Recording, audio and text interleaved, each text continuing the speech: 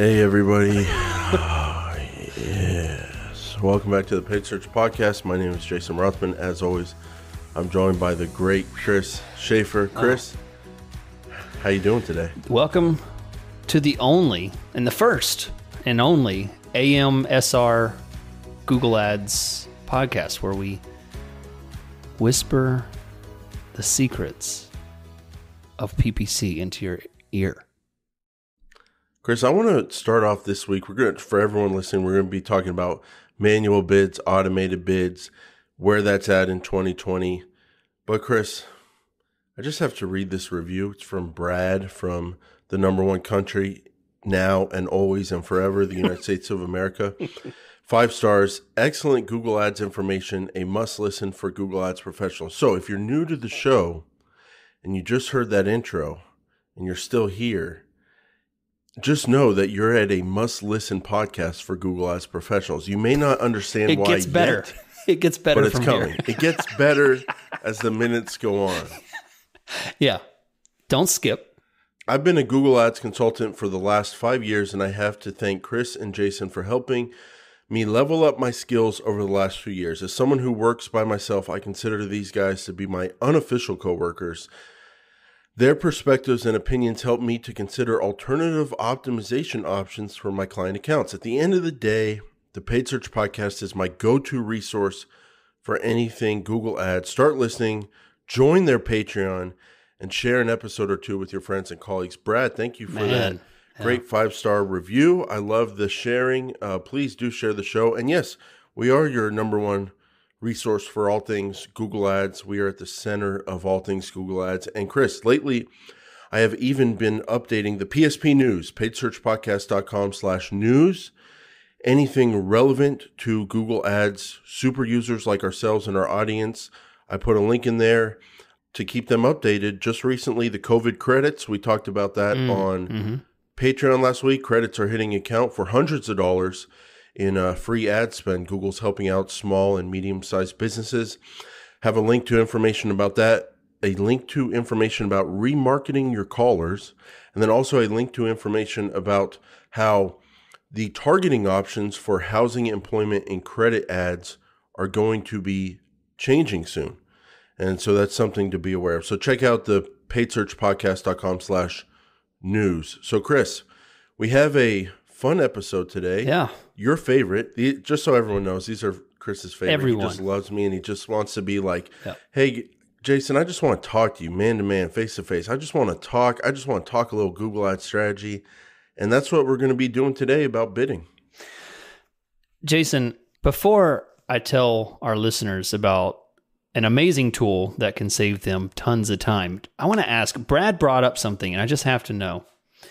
In his review, he mentioned that we're his unofficial coworkers. I'll tell you what kind of coworker I was, and I want you to think about it. I know you worked in an office at some point before you became wildly successful working out of your prison cell. But what kind of coworker were you when you did work? So I'll tell you what the kind of coworker I was. I was the guy that bought extremely expensive wireless headphones that engulfed my head, and listened to music and did the most I could to limit interaction and speak as little as possible to anyone, and just kept my head down and waited for them to let me out for the day so I could go back home. That's the kind of I was how did that that job end up? Yeah, it didn't work well. The first one, Were you promoted? No, I was fired. Okay. See, I didn't work well. But that's essentially what I am now. Even though there's no one else here with me in my home as I work, I'm still the guy that just has music blaring and I'm like, don't talk to me. Don't look at me. I want to be alone. What about you? Well, coworker. Were you the friendly, chatty? I was probably the chatty, friendly guy. I was a little more friendly and chatty than I am now these days. Okay.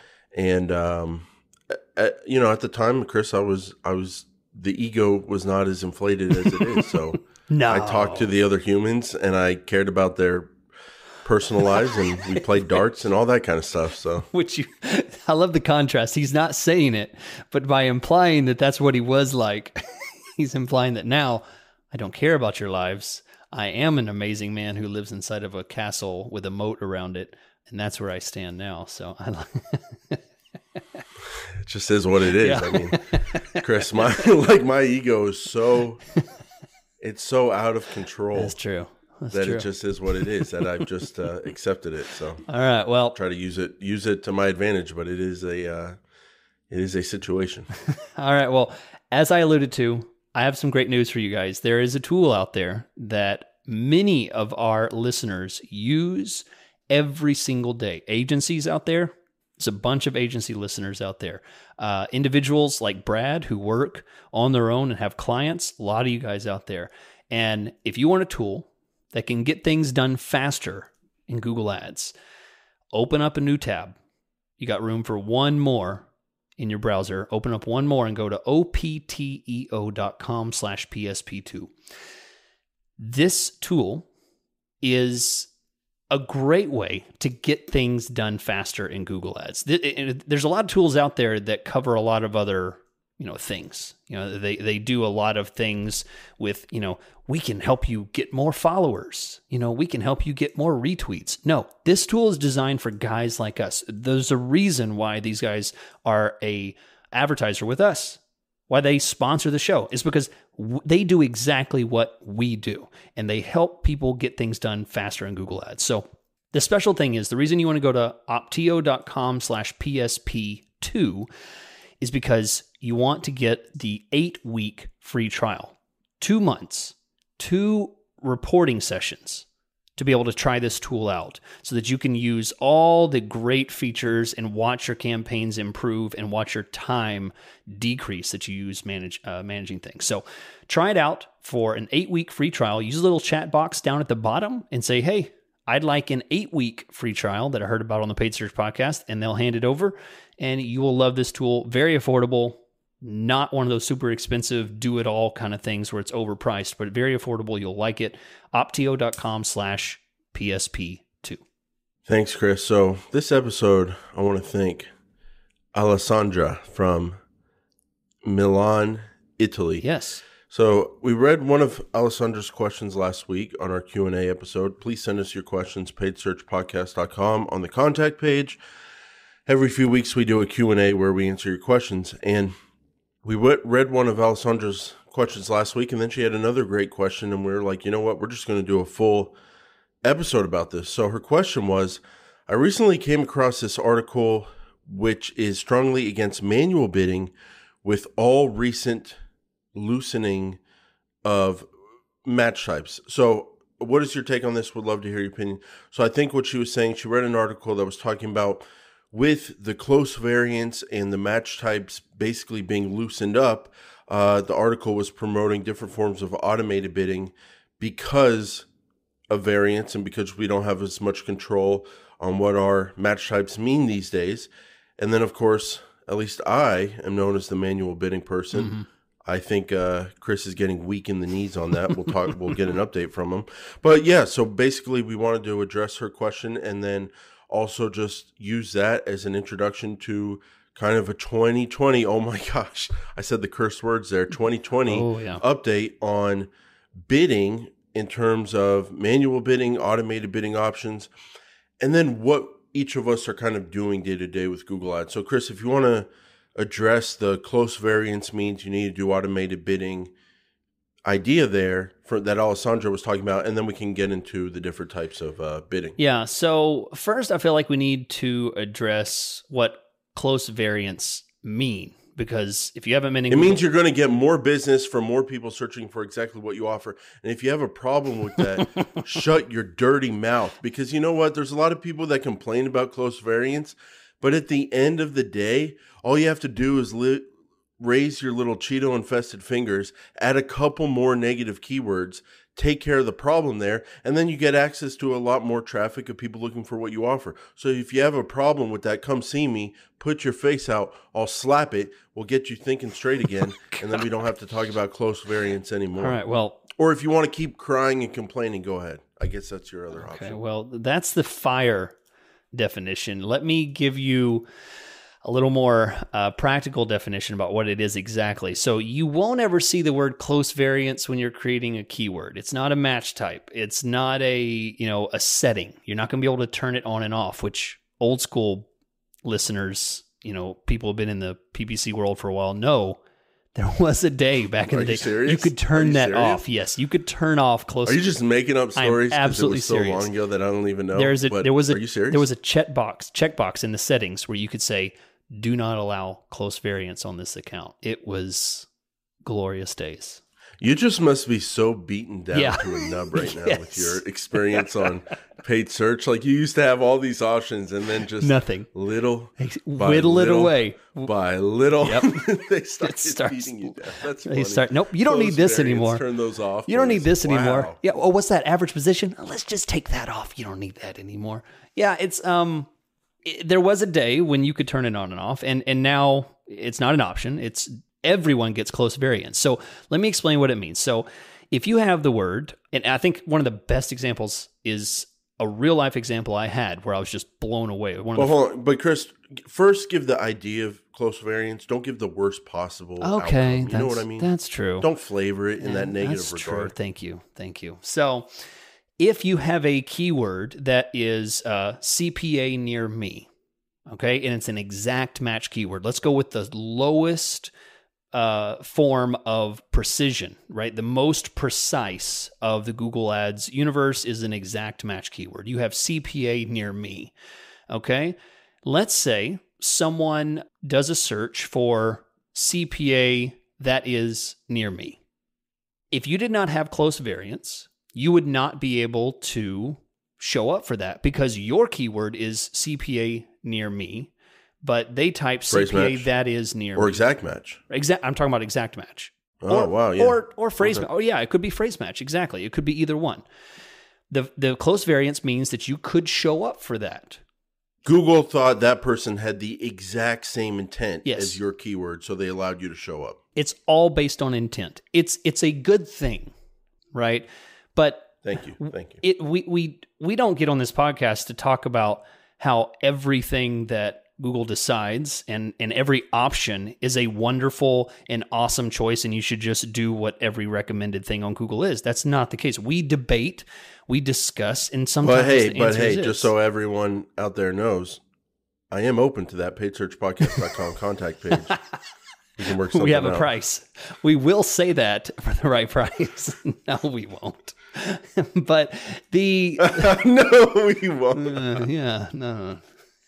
So it's great because it's based on intent, and Google knows that the person may have done 5 searches and they're really looking for a CPA. They know that there's some intent behind it. There's additional information that we do not have access to that Google can use to determine, okay, this intent is very close, and they'll show it up on.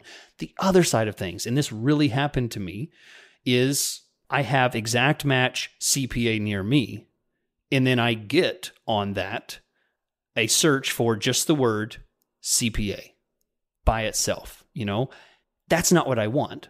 I absolutely do not want to show up on CPA because if you've ever run a Google Ads campaign where you're targeting a very popular term, when you look at your search terms and sort by impressions, the less number of words in that search means there will be a significant number of impressions. So you'll be dominated by searches that are just one word, CPA, and shoes and HVAC and car, stuff like that. These are things that are just going to be overrun if you don't control them. So that's the negative side of it. That's what the close variant means, and you'll only see it when you look at the search terms view. It's in the search terms view.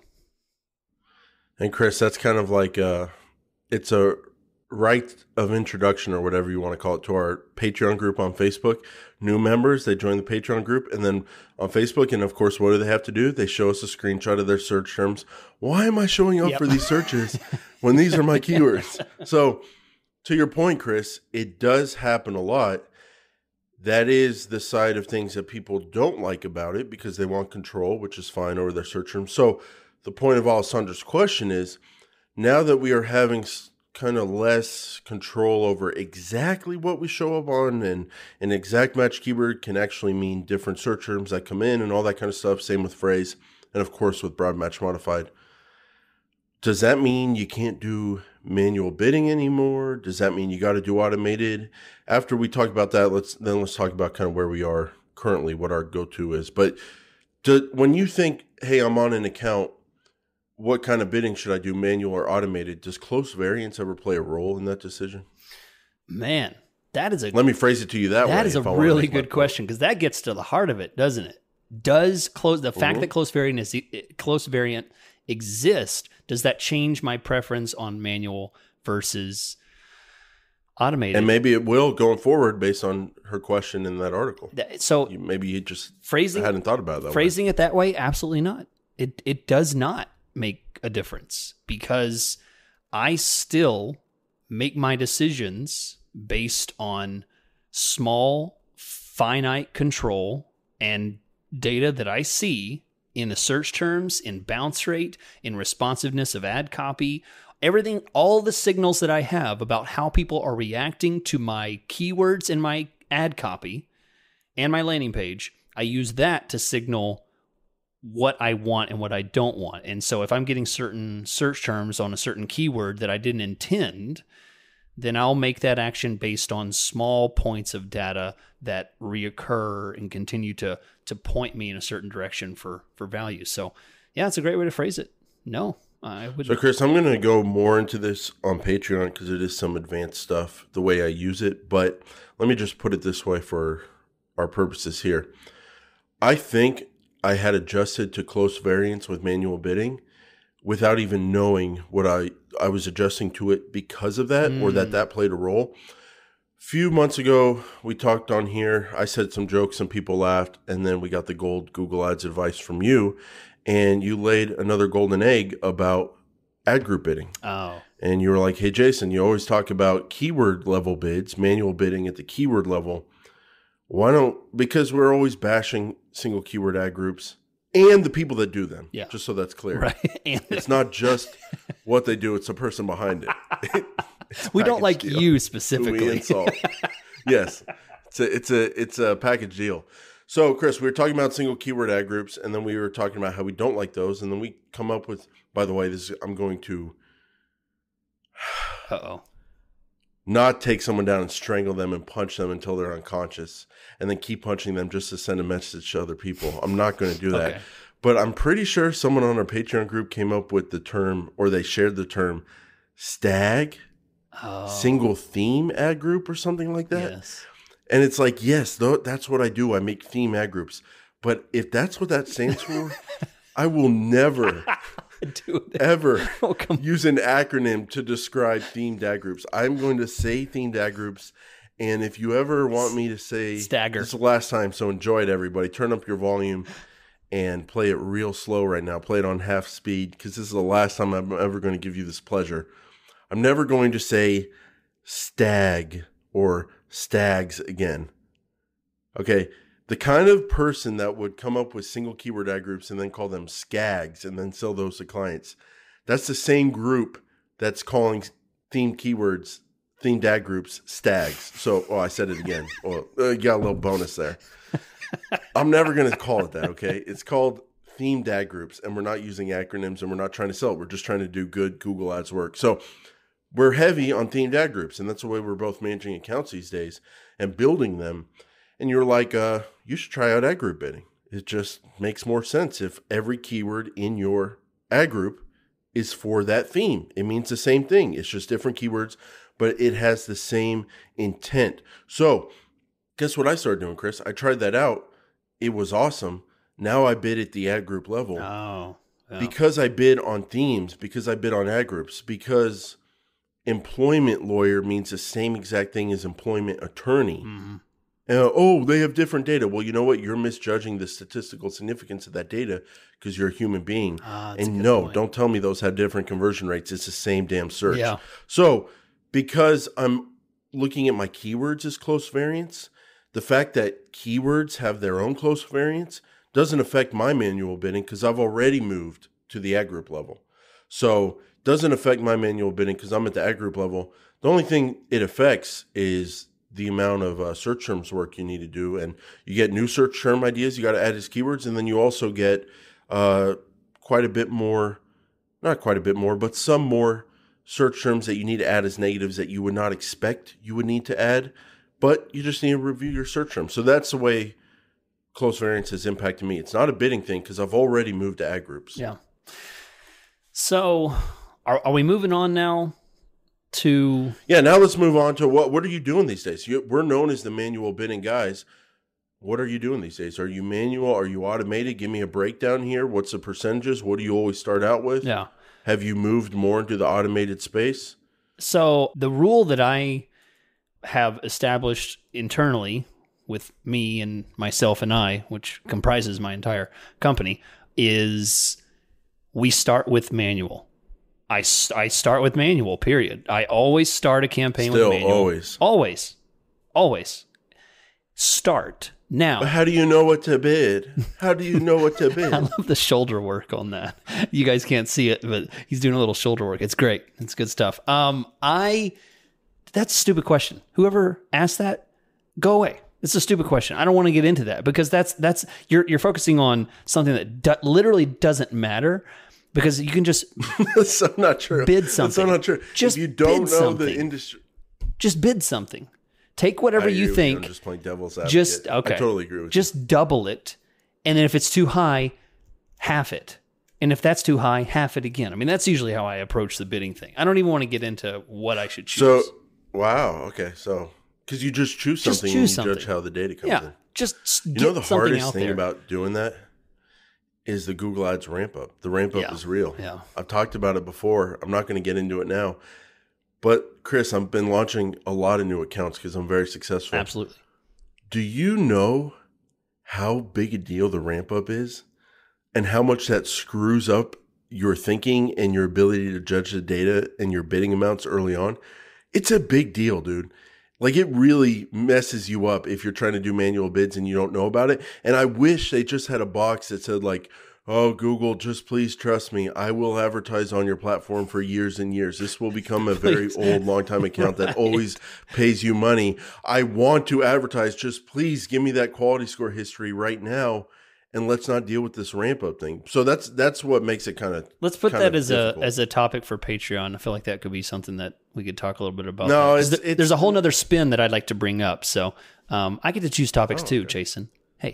I'm half the show, dang it. Oh, I didn't know you wanted to. I get to choose too. In any work. So I didn't know if you wanted to or not. Okay. He's throwing stones. Okay. All right. So Chris, you're started out manual. I'll put it this way. I always start out manual as well. Now, if I am the manual guy. Absolutely. If there was an area I was going to go with automated bids on more, ironically, it would probably be starting out with them just to not deal with that ramp up thinking and thinking about what bids and just say, you know what? I'm not even going to look at your bids or your results for the next 2 weeks. You have a daily budget. We are trying to build something here together for years and years. I'm not even going to look at it for 2 weeks. We're going to put it on max clicks and we'll just see what the cost per click comes in on over 2 weeks. And then we'll take it manual from there.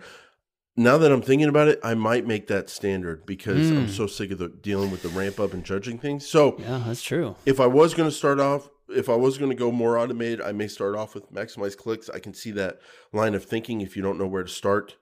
But if you're doing your 734th moving company campaign, you probably know where to start the bids. So Chris, I also start off manual.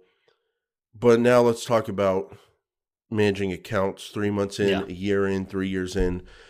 What % of your accounts are on manual versus automated? I guess that gets to the core of it. Yeah. So I would say 80% of them stay manual for a significant amount of time, if not forever. I would say 70 to 80% always stay manual. I'll let you discuss where you stand, but I think what I'd like to do at some point is explain why that 20 to 30% change. But what about you? Is it truly still? I really want it. I want it. I mean, are you still like 95%? Okay, here's my thing. You peasants, you people see one, and by the way, when I say you people, I'm just talking about Chris. So when I say peasants, I'm just talking about Chris. Right. When I say filthy animals, I'm just talking about Chris. You only see this side of the wall, Chris. Uh-huh. Like this view. There's and you don't know what I'm looking at. Right. You don't know where I'm at. What I see is over the screen. Beautiful. And yeah, the bounties and riches that I've accumulated. And let me just it's put another it blank wall, isn't it? Yeah, sure it is. Sure it is. Okay. I know sure it is, Chris. Mm-hmm. Sure it is. No, you don't know what it is. Once my manual bid stops bringing in that, then I'll stop doing manual bids. But as long as it keeps working for me and making me more money than people can dream of, the reason I make that money is because I help people grow their businesses. Right. Chris, I have people begging to work with me. Yeah.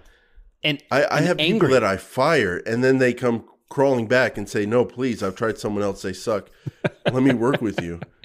I'm gonna look for something and see if I can read it, because I think you'll get. I've seen the anger when you don't work with people. I've seen that people lash back when they're like, "How dare you not accept me?" But so someone got fired. I fired them. They were unreasonable. They didn't want to get good results, so they were going crazy. Fired them. They come back. I told them our updated pricing, because you leave and you come back. It's more. Things change every week. So they accepted that. And then, hey, saw you paid the invoice. Thanks. Here's the next step. Here's the email. Thank you. We'll only communicate if I need changes. Sorry for the inconvenience. Oh, man. So the reason I'm in this situation is because I do a great job for people, Chris. They don't just give me money. You know what I mean? Like, why would anyone just give me money? They don't. I have to help them make money. I have to add value. How do I do that? I do that through manual bids. You don't want to hear it. People don't want to hear it. They want to talk about automated bids. Fine. Maybe for your brain sizes, it is a better option. I was thinking about that last night. I was like, why do so many people like automated bids, and why don't they get the same results I get from manual bids? And then I thought about it last night in the shower. I was like, oh, it must be brain size. So for this brain size, I figured out how to make manual bids work and work really well. So I don't want to say 100%. Man, is that the longest answer to a straightforward question ever given in the history of humanity? Long. Should I be a senator because I can bring back the filibuster? Okay, so... Man, that was nice. So, Chris, I don't want to say I'm very proud of that one. You are. You shouldn't be. I don't want to say... I don't want to say 100% manual bids, because there is one or two accounts where we've mixed in automated, because what we're about to talk about, it comes up sometimes. I'm going to say 99%. Oh, gosh, finally, like a number. There it is. There's the number. Good Lord. That was the payoff of why we didn't do 100%. Okay. And why I needed to tell you all that is because, no, it's not 100, it's 99%. Okay. So I just want to make it clear why there's that difference. So let me explain. By the way, I think we should skip the part about like the different parts of bidding strategies. I think what we need to get into next here in a second is about our conflict and why we don't think it works. Addressing the article that we read and the points that they bring up. We'll talk about that. But I do want to give people an updated view of the options, because Chris, they sound so pretty. These options, they sound so nice. So we'll just quickly go through. Let me give a reason about. But yeah, why do you use automated? That 20 to 30%. The 20%. Eventually, okay. Let me qualify that 20 to 30% after a significant amount of time.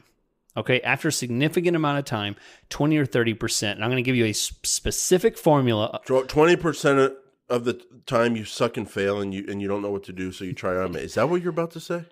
Yes. Because your manual bids don't work? That's it. Is that what you're about because to say? I represent the humble side of Paid Search Podcast. So it's not what I heard last week, so I just have to put you in your place, because I listened back to last week.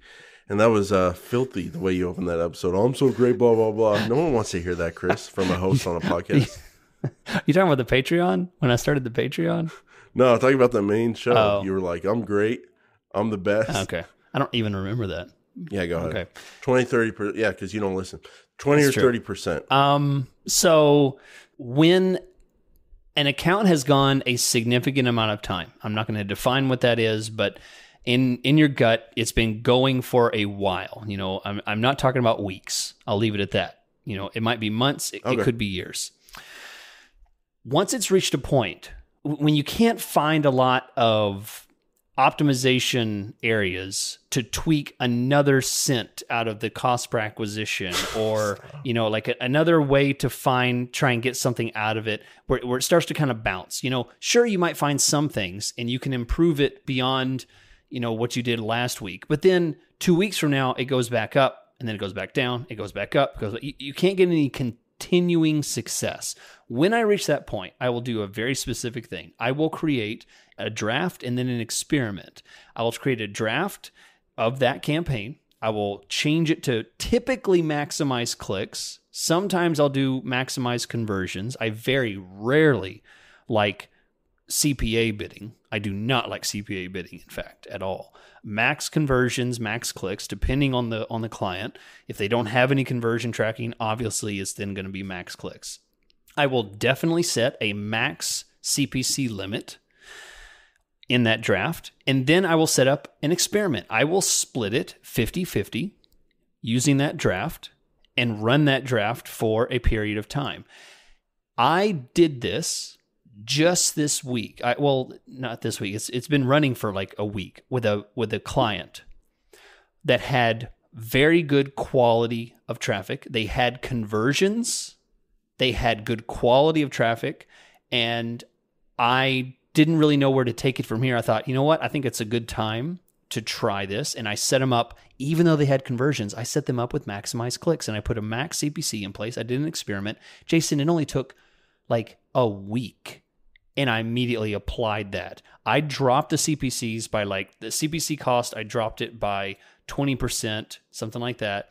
And the position stayed just about the same. The absolute top was just about the same percentage. And the conversion percentage, the click-through rate and the conversion rate both improved. So across the board, I got better numbers. This does not happen every time. I do the experiment and draft, and sometimes it fails. I immediately cancel it. I go back to my old one. Nothing's harmed, except I lost half my budget during that experiment time to a failed campaign. But that's it. I use the experiment, and if it works, it works. If it doesn't work, that way I can walk out clean if it was a bad experience. That's my process. That's the 20 to 30% that I try. I have a very risky metaphor. Oh boy. And I'm going to say it. It's not a perfect metaphor, but I want you to experience the fear of knowing something's out there that could come back to bite you. So let's say you're a playboy. Let's say it's the 1960s. You're a spy or something. You go all around the world, South America, Europe, Asia, North America, Australia, Africa, all over. And you're a playboy. You're just making babies, making kids. And in the moment, it feels good. But then, let's say you made 100 human beings and didn't father them. Well, you never know when you get to the 1990s and one of them's 30 years old and they're angry at you. And you're walking down the street and they come up to you and kill you for revenge. What? That, do you not see my point? No, not that yet. That is what you just did to your campaigns. Jason, I am not, you're right. It was a flawed metaphor. Thank you for the initial feedback. I love when I get laughs right where it was a flawed metaphor because I do father them. I make the babies and I father them. I coddle them through their entire life. No, you don't. Because you give up on the bidding. So what happens is you have a little fun in a hotel room down in South America, and you get good results. Oh, my click-through rate went up. Oh, my conversion rate went up. My cost per click's down. I'm getting more traffic, more conversions. I'm going to stick with automated bids. So then you turn your campaign into automated bids. And then here's my problem with automated bidding, the lack of control. What happens from there? What if you go 3 months down the road and things all of a sudden stop working? You don't have any control over the situation to get it back under control. And that's why it sucks at the end of the day, in my opinion. Okay. So let's address the Well, I mean, how do you even get across that hurdle? Like, that does happen. Every time I've tried automated bids, like, honestly, every time that it's worked well, It gets to a point where it stops. Well, then I can well. go back. And then what do? Do you just sit there? I can for do another 60 days experiment. While it figures itself out, or do you? I can do another experiment and go back. I set up another experiment and I test it. But why not do nice, steady, over time manual where you're under control? Well, because I already did that. I test it with an experiment, and if I immediately get better results, it's worth it to try it. And then at some point I can go back. I don't feel that it's once you're tainted with the stench of automated that you can never go back. You can always go back. Yeah, but I've had accounts with 20,000 keywords. So right. Well, how are you going to fix those bids? That's true. That's true. I am working with much smaller, focused, incredibly successful business campaigns. I work with small campaigns too, and I can see how they're easy. But they're not to flip 20,000 keywords with your manual bids.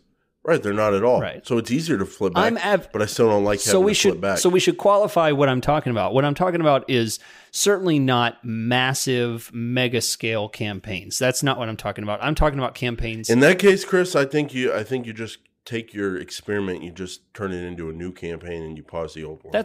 But then here's the problem with that. This is why I hate doing that. What if you do automated for the next year and you build up all those negative keywords, all those ad copy things, and you don't have all that year's worth of work in the old campaign that was manual. So yeah, that's kind of non-doable. Yeah, experiments are the way to go. That's why I still stick with experiments. They're the best. They're the most. But what do you do after the experiment? Do you create a new campaign from that experiment, or do you put those changes on the old campaign? That's what I'm saying. If you put them on the old campaign, you lose the manual bid. Yes, that's the downside. That's true. So then, but the downside of creating a new campaign out of it is that all the work you put into the new campaign going forward isn't applied to the old campaign. Right.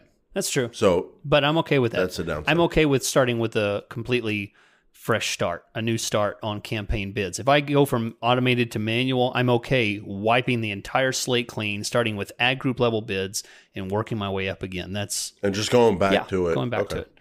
And to see both sides, you can just look at what your average cost per click was on each ad group. Yeah. When you already have something to work with, automated to manual, and you can go from there. So let's address the close variance, because the point is the article was calling out and saying that because of close variance, that manual is no longer an option. I want to tackle that topic specifically, and before I do that, I want to remind you guys, if you haven't done it yet, I'm going to say every smartphone out there is a multitask now. You can do multiple things. So multitask. Open up a new tab, go to opteo.com/PSP2. Sign up for a free trial for a 8-week free trial to try the tool for free. This tool helps you.